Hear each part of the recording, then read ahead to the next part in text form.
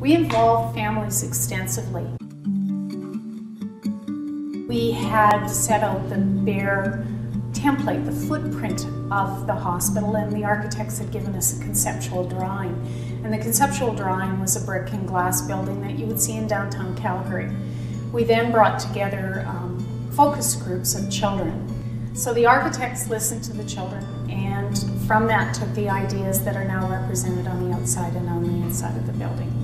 The big frame windows are from the kids. The kids drew the windows always in a square with a frame in the middle, or almost always. And so the architects took that concept and represented it on the outside of the building. They didn't want a big, scary building to come into. So the architects knew how much square footage we had, how tall it needed to be. So they used techniques to try and make the building look smaller.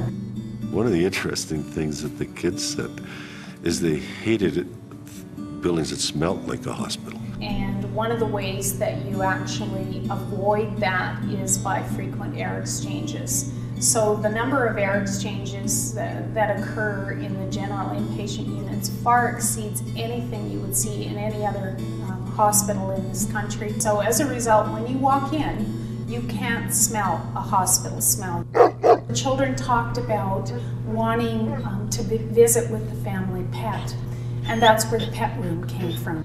Art therapy is very important to children, so knowing that and knowing the influence that has on their health, we have developed a purpose-built space that gives them a safe place to come and play and express themselves. They asked for a heated parkade with a link to the hospital, and that is what was designed and built for them. You gotta learn how to listen. And so we involved parents before we ever started the design of the hospital. Each of our inpatient rooms, with only a couple of exceptions, like 3 out of the whole building, have built-in space for families to be able to sleep at the bedside with their child. The response from the community has been tremendous. Families are impressed with what we've been able to do here. I walked into this room and I started crying. It is so beautiful. One young child, he looked at what the architects had actually interpreted from all of the children's focus groups, and his comment was, you listened, you actually listened.